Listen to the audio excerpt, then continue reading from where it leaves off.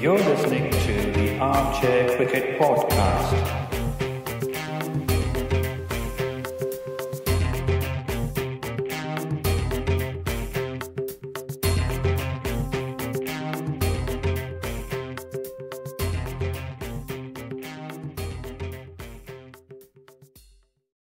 Hello, everyone. Welcome to another episode of the Armchair Cricket Podcast, a podcast focusing on Test cricket by armchair critics of the game. In this episode, we continue our World Cup digest where we cover latest matches and news. Today, we'll be talking about the third day of the Cricket World Cup 2019 with matches that were played at Cardiff and Bristol. It's time for me to welcome my co host Ajit. Hello, Ajit. How are you? Hi, Giri. I'm doing good. Well, an interesting double header to talk about for us today, Uh-huh. Yeah. right? So, there were two matches: the third match of the World Cup and the fourth one. So, the third match of the World Cup was New Zealand versus Sri Lanka.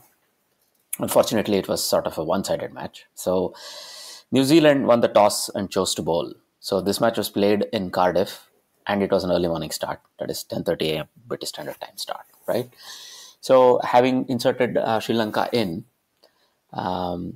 New Zealand made a breakthrough in the form of Matt Henry getting Thirumanna LBW in the very first over, right? But the captain Karunaratne was playing very solidly, and then him and Pereira got off Sri Lanka to a reasonable start. So Sri Lanka had reached at the end of 8 overs they were 46 for 1. So that meant it was normal service, so to say, right?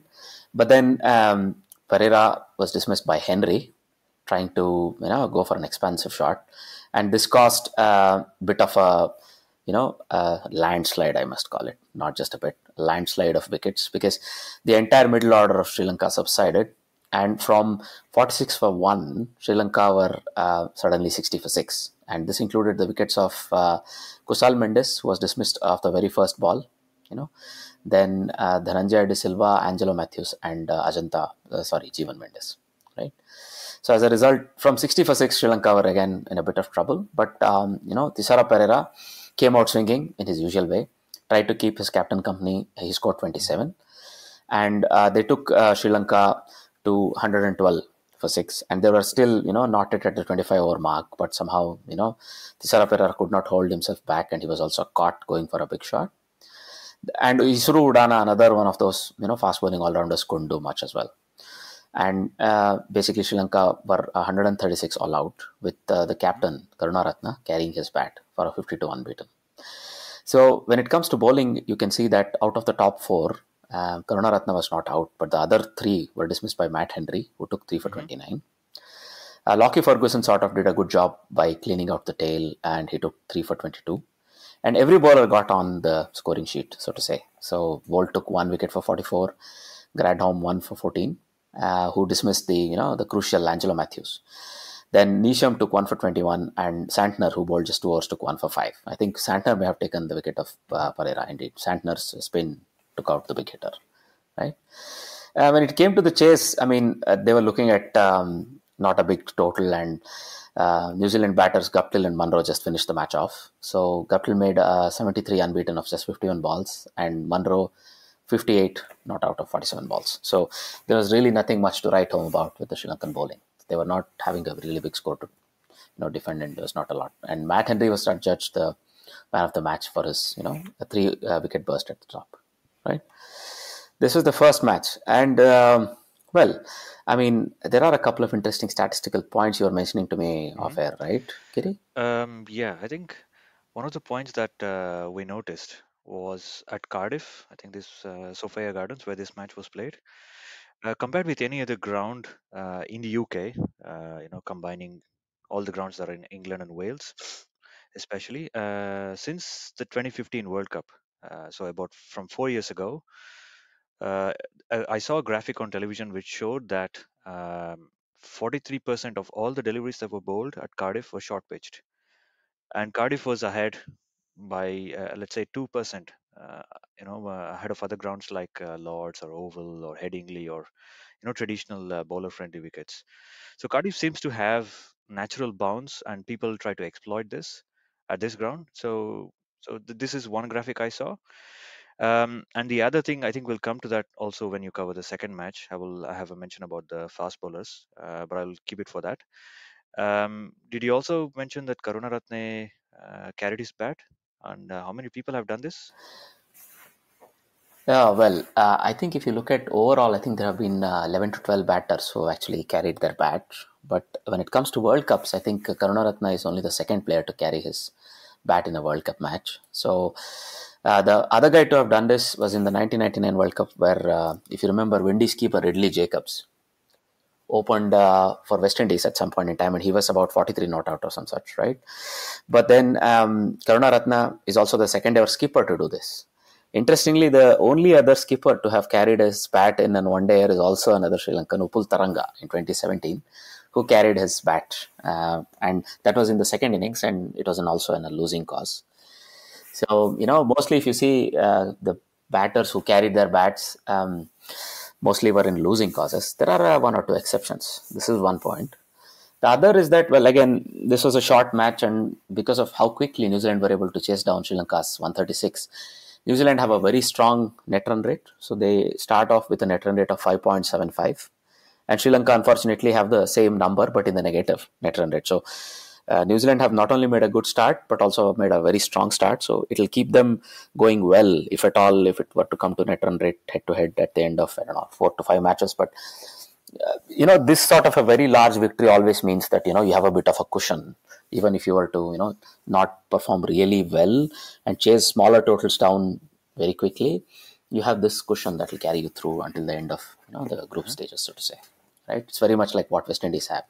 Another point I was thinking, I was looking at the West Indies itinerary, and I don't think they play any matches against or on the Cardiff pitch, because otherwise maybe that percentage of short balls bowled might go up a little bit more. Yeah. This West Indian team is full of confidence, and at least 2 or 3 of their bowlers, O'Shane Thomas, Dreras, and if Sharon Gabriel plays, for example, might look to exploit the middle of the pitch just to see what the batsmen are capable of. Right? That will be a sight for the eyes. All right. Going ahead, the second match was a day-nighter. This was played in Bristol, and this was between Afghanistan and Australia. So in this match, Afghanistan won the toss and elected to bat first. And again, if you remember the final of the 2015 World Cup, a certain Brendan McCullum was taken out in the very first over. The big hitter of the opposition was taken out in the very first over by Mitchell Starc. Right?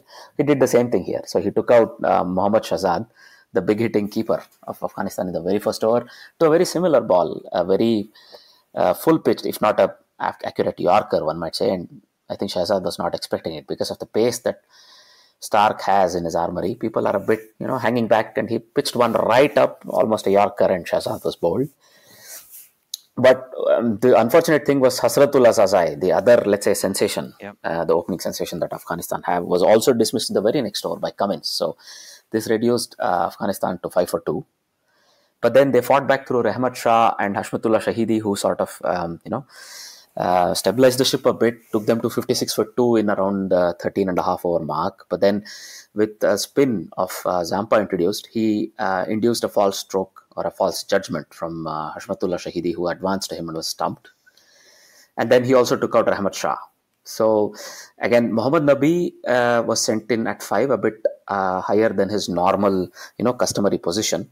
But he was very unfortunate to be dismissed of an excellent fielding effort by Smith, who, stopped an unbelievably hard stroke very well in the covers and ran Mohammad Nabi out. Mm-hmm. So Afghanistan were again in a bit of a free fall, because after Rahmat Shah and Mohammad Nabi were dismissed, they were at 5 for 77. Right? Mm-hmm. But then Gulbuddin Naib and Najibullah Zadran, who have actually dug Afghanistan out of many a hole, did it again. They batted very sensibly and in reasonably quick time to take Afghanistan to 160 in 33 overs.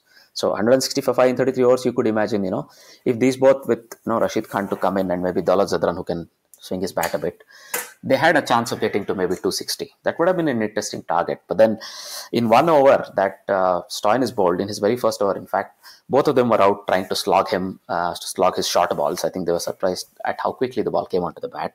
Right, and they both were out in a similar fashion, were caught by the keeper where they skyled the balls up trying to pull. And that meant, suddenly Afghanistan again slipped to 162 for 8 or 166 for 8. Again, the tailenders whacked a little. I think Rashid Khan and Mujibur Rahman hit out, and they added 39 runs in very quick time. And it looked like Afghanistan was still looking for a 260, and they didn't want to sort of go into a defensive mode. So as a result, they kept attacking, but that meant they were 207 all out. They left better part of 12 overs to be used. It was not a very clever thing. Their run rate was 5.4, but they left 12 overs to be unused. So when it comes to bowling, Patrick Cummins dismissed the last man as well. Mujibur Rahman threw a Yorker, and he took 3 for 40. And then Stark, as I said earlier, had dismissed Shahzad, and he took 1 for 31.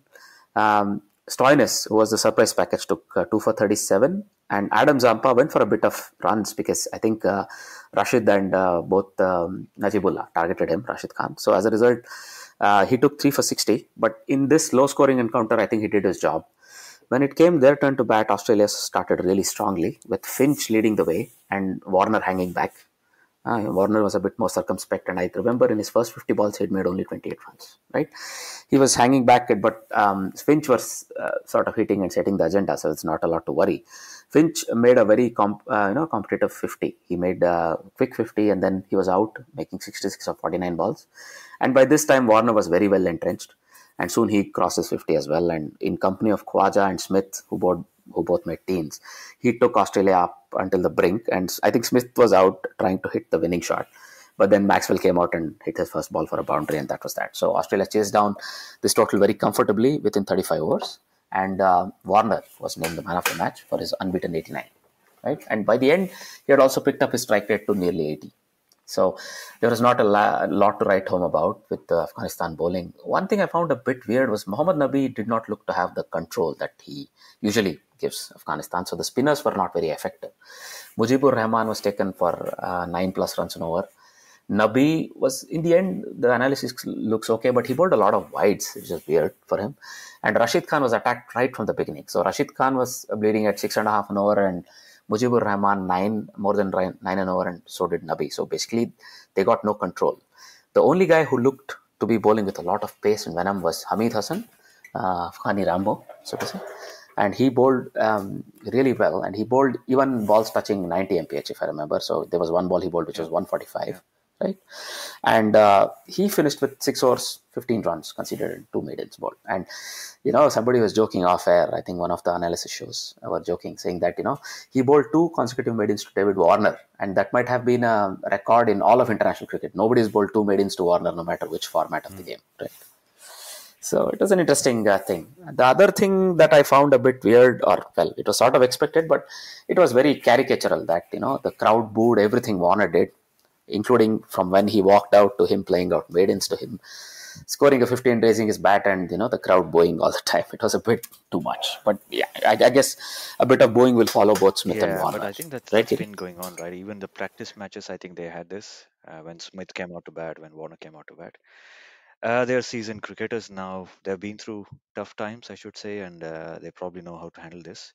But do you think we saw a more responsible Warner today, or he just took a different role because Finch was attacking at one end? I think he may have been making a point for himself, and also the people who, there was a bit of discussion off air that, whether Khwaja should continue to open, because Khwaja and Finch were very solid in the last 10 ODIs, let's say, that they batted together. So at the top. So now that Warner is back, he's had to take the opening slot, but he has to justify that being given the slot back. So because Finch was aggressive, I think he took his time, and also made a point that, I can buckle down and play a long innings if required, not just go for it all the time, right? Because that's his role. Usually the traditional aggressor's role is the one he plays. But in this case, I think he sort of, showed the test match player in him, so to say, to take his time, score slowly earlier on, and then build up the tempo as the innings progresses. Right? Like, let's say what Khwaja is expected to do, drop anchors. Do you think this might unsettle Khwaja's way of playing? Because he's... No, I think... no. I mean, I know he'll probably come in at 3, right? But I think even at 3, I mean, you would probably do the same thing that you would do at 1 or 2. I mean, unless you come in at 120 for no loss, or in this case, I think it was a 90 for no loss or whatever. So, but still, I think he's a good enough player, Khwaja, that he can adjust to that. And he has the game to, rotate the strike in the middle overs, so to say, if required, right? Along with some hitters. Whoever hitter, for example, on the other end, he could have Smith, or he could have a hitter if he plays longer. And he has the game to put the bad balls away, but continue to rotate the strike. I don't think he's just let's say he bats in one gear. He's able to go up and down the gears as well. So I don't see him really struggling. But then we will have to see. Because at the end of the day, if Warner is able to cope up with the swinging ball well, I think Khwaja might be playing at 3 most of the time, right? And it's between Khwaja and Marsh is what I heard. Now that Smith and Warner have come back, they are definite starters because of their experience in their class. So that basically means, in spite of however well Khwaja has done, and there's always the danger of a lurking Sean Marsh right there. So, and they both are left-handers of a certain type of game as well. They both have the same sort of a game. So we'll see how Australia handles this going forward. And just to summarize what has happened in the first 4 matches, I think we had Asian teams playing there, subcontinent teams, Pakistan, Sri Lanka, and then Afghanistan. And all these 3 Asian teams have lost. I think Afghanistan looked slightly better than the other 2. But then again, I think it was a one-sided match in the end if you look at the overall score. We have another match coming up on Sunday, right? That's between South Africa and Bangladesh. So that's the next subcontinent team before India kick off their campaign later in the next week. So do you think South Africa will kind of try to prove themselves or try to prove a point for themselves and come back with a vengeance, having lost their first match against England? Of course. I think, one is coming back with a vengeance. The other is sort of, making sure they get on the board.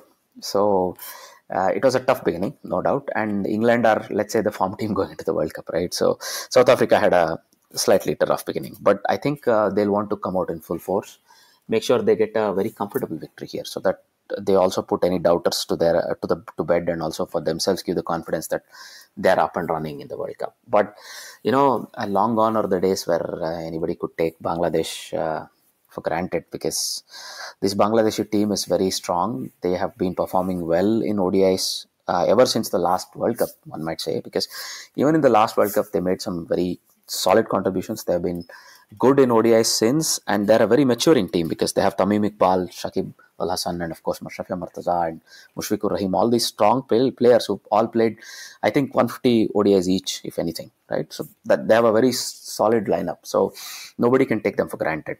And the spin department might not really prop them up as much as it would if they were to play at home.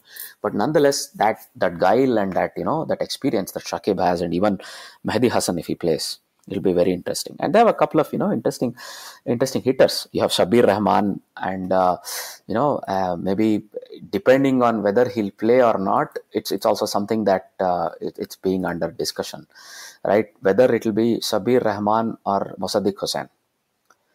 So they have one designated hitter. It used to be Shabir Rahman, but it might be that because Mohammad Mithun had not done a lot in the practice games, he might miss out, and they may include both the hitters. So Mohammad Mithun has always been playing at 5, but the rest of the lineup is very settled.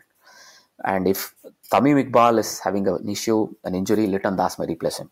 And again, I think they have some injury worries. So the captain, Mashrafi Murtaza, may play through some minor hamstring strain, it was said. And Tamim Iqbal had some problem with the x-rays. He took a blow in the nets and he had to get an x-ray to see if his hand had suffered any damage. We don't know about these things yet. But also, they have Mustafizur Rahman, who's this cutter who came out as a bowler who bowled a lot of cutters and took India out, if you remember, in his very first series with consecutive 5 hours. But he has been through some back injury issues, but now he's back bowling at his full pace. We saw this in the practice match. And if he opens with, I think, Mashrafi Murtaza, I think their fast bowling lineup, at least the opening bowlers, will be something to reckon with, right? Robel Hussain might play, or Saifuddin may play, depending on if they want to also pack a little bit of batting Saifuddin can bat a bit. Or this thing, if the ball swings, they have Abu Jaid who can swing the ball. So they have most bases covered when it comes to the fast bowling department. So what I'm trying to bring to the table here is that they have a very complete sort of looking team. If anything, the middle order of South Africa looks a bit shaky, right? Dale Steyn is still injured, and Amla, we read this not in the nets yet after the blow he took on the head, right, from Jofra Archer. So we don't know if Amla and Steyn will both play. If they don't play, this lineup of South Africa looks a bit, short of experience, because you have Aiden Markram who will open with Quinton de Kock right at the top of the order, right?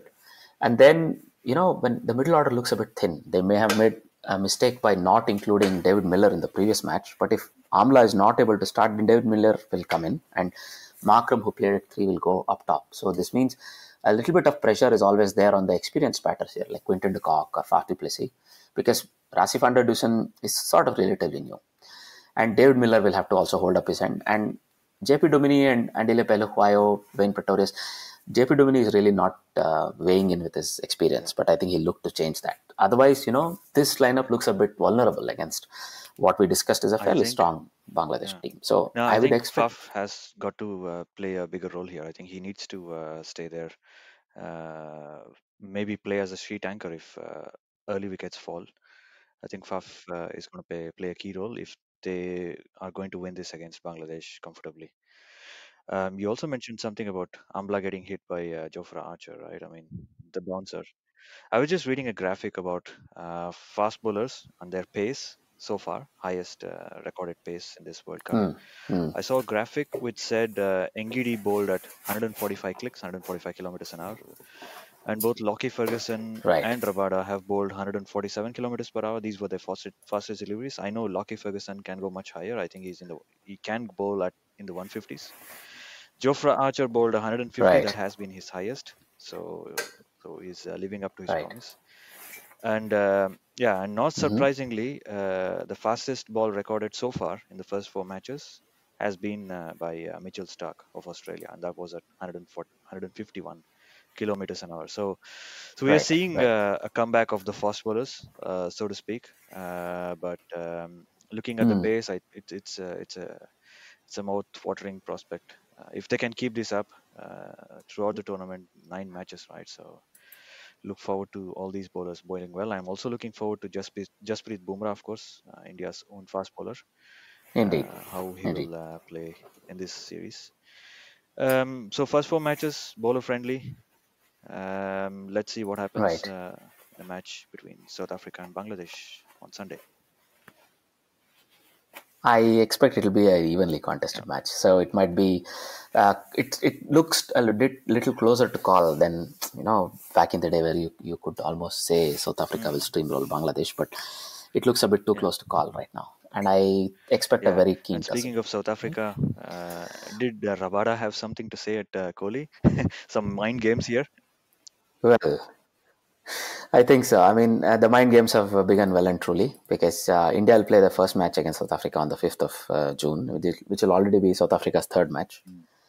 So, South Africa have gotten a bit ahead with the mind games. This always happens. And Rabada seems to have fired the first salvo, because he says in his interactions with Kohli on the pitch in IPL, he found Kohli to be a bit immature, because he says Kohli needs a bit of a needle in the contest. Otherwise, he can't really get himself going, get his engine warmed up, so to say, right?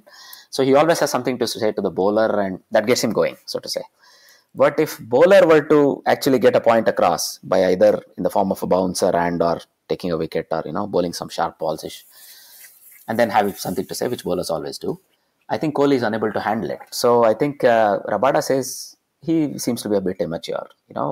He's always going at 100%, and he wants to get to that, and then only then he's able to perform. But I've never been that angry on the pitch that, he always appears angry, this guy Kohli, he called him. But I've never been that angry that it really boils my blood. It's rarely But this happened is for all me, he says. subjective, right? So, Let's see what happens on the field. We're right, not right. fans of, at least I'm not a fan of all these verbal barrage and all these things.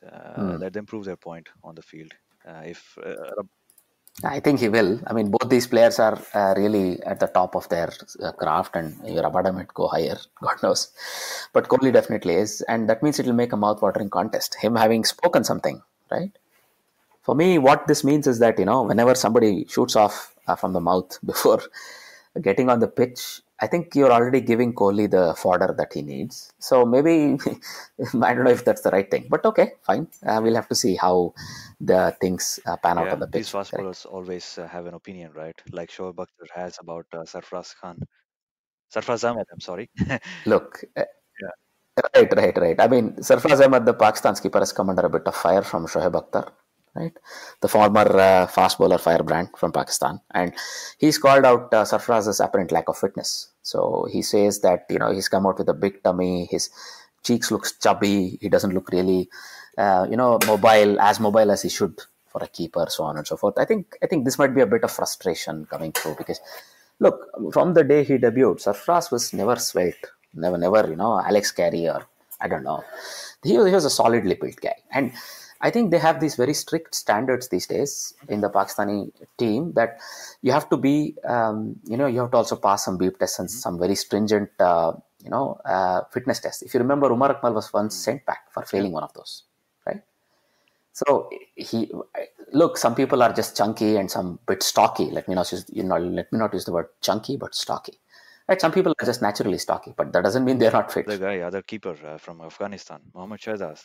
Yeah, how is he? Is he the leanest of foes, do you Okay. think? No, I mean, come on. I think that's a wrong example because No, he's but he's he's an also quick. outlier He's for very sure, agile. right? I'm talking about his skills as a wicketkeeper, right? I mean, He is agile. He's agile. And well, look, he's also mhm, he's cricket fit for sure because he's able to keep for 50 hours, come back, and if yeah, required, bat for 30 hours after that. He's yeah, definitely cricket fit. He might not pass all those, the tests with folds and the beep test or whatnot. He might even pass the beep test, so we don't know. So that's a good example where you say that yeah. he's just naturally very stocky. He has a big gut, whatnot, but he's very agile. So he does his job adequately. So in this case, when it comes to Sarfraz, I would like to see one or two more matches and see if he's really not agile in the field, as in he's not able to come quickly up to the stumps to collect throws, or if he's letting buys go or whatever, or Mm. not able to reach balls down the leg side. But I just get the feeling it's a bit of angst and a bit of uh, let me put it like this: a bit of frustration that Shoaib Akhtar is not happy that his team is not doing well, It right? So might he's just just taking turn it out to out of be his a keeper. pep talk for Sarfraz. He might spur him on and make better statement on the field. Well, who knows, man? I mean, he might come out, hit 100, and take his shirt up and show a six pack, right? So be ready. I mean, we don't know, right? He may actually be Right. hiding a six pack. I mean, some people are stocky, but they might be really cut, right? Y- Properly muscled. So they say, there is this old school way of calling Uh-huh. people barrel chested or, round. These are all like probably they belonged in the previous century or even 2 centuries previously because that was still Yeah. considered a good thing back in the day, right? That meant you were Yeah. strong, you were Yeah. broad across the beam, or Well, there are many things I that mean, are, let's that are just used, right? think of Inzi when you talk about these big guys. Languidity and Yes. casualness in approach. But how good a player was he? I mean, Inzi was really Hmm. good when he was very agile when he was Yes. batting, of course. Yes, look, he used to amble singles and whatnot, but he was Exactly. doing the job. He was one shot away from being the highest Yeah. scorer for Pakistan in tests, right? That's not nothing, and he played Yeah. 300 plus ODIs, right? The other thing, if anything, the only time Inzi was really unproductive was when he lost a lot of weight. That was just before the 2007 World Cup, and I think he could not score a run. He could not buy a run, as they say, right? Literally. And he was completely a failure at that World Cup. And well, there was some talk about it afterwards. And naturally, once he gained the weight back, so did the runs come back. So Yeah. I some think he people are just needed naturally stocky. stability, And a stable base on yes, which he yes, scored his runs. Anyway. yes. So we'll see. I mean, I think Sarfraz will want to reply to this by on-field, let's say, performances rather than saying anything in the press or some such. Right? When you look at his press conference after the match where Pakistan did not do well, he appeared upbeat and he said, "Yes, this was a bad day for us, and it should not be treated as anything more." And that's how I would like to take it as well. Right? All right. Okay. One other point, well, is that ICC has offered a full refund for the delayed ticket delivery to those fans who had ordered tickets earlier for the first match of the World Cup at Trent Bridge, but really could not have it delivered at home because of one problem or the other. So ICC had asked them to come queue up and collect their tickets before going into the stadium, but that meant long queues on the beginning day of the World Cup. So ICC apologizes for that and is offering a full refund. So that's a nice thing, because they put out a statement saying, we've actually delivered more than 700,000 tickets, and sometimes there are some mistakes that happen and we would like to apologize. So that was a nice comeback. Steve Elworthy, the ICC tournament director for this World Cup, gave out a statement about it. And that's a nice thing to do, I would say, because they not only charged for the ticket, but also there was a 18 pound delivery fee, if I'm not wrong. And when you charge such a high delivery fee, and if it's not even arriving in your house on time, I can imagine most people are very frustrated, especially those that ordered a ticket 30 or 40 days before the date, right? Yeah. So I think ICC is doing the right thing here. All right, then. Now, let's go on to the trivia question. So the trivia question we had asked yesterday was sort of a left field trivia question. It was not based on any stat, but something that we know to be true and is believed to be also very well entrenched in the people's minds. So it was a throwback on such a let's say, a thing. So the question was, what was the inspiration for the 1999 World Cup logo? So I had given a hint in the previous episode saying that, it could be an individual or something related to an individual. So we did not get any right answers. And I can imagine that this is also one of the left field questions that is interesting.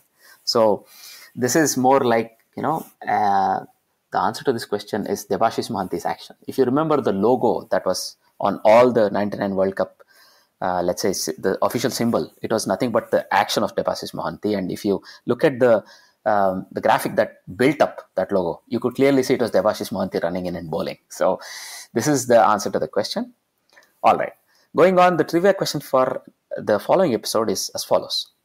Which batsman holds the record for hitting the maximum number of sixes in a World Cup tournament? And what is the maximum number of sixes that this batter has hit? Right. Get in touch with us for your answers. You could get in touch with us via social media. We are on Twitter at armchair.cricket, via our Facebook page, right? You could leave a comment in any podcasting app that you subscribe, or you could come on the podcast or let's say the Podbean site and leave an answer. These are all the ways in which you could get in touch with us. You could also write to us at armchair.cricket@gmail.com, right? So we would, as always, like to thank our supporters and listeners who listen and write in with some very useful feedback. So please listen to us, and if you find us good, leave us a 5-star rating. Let's say at least in the Apple podcast store or the iTunes store, it really helps us if you leave us a 5-star feedback. Also on the other platforms, you could leave us a 5-star feedback. Also talk about our podcast with your friends, whoever are probably you also talk a lot about cricket if you're listening to this podcast. So do talk about this podcast with them to maybe, get it a bit more popularity. All right. So I think we have a lot to look forward to. Very hectic World Cup schedule, and least of all the Bangladesh and South Africa match that is to come. Having said all that, it's a goodbye from me. And it's a goodbye from him. Bye-bye.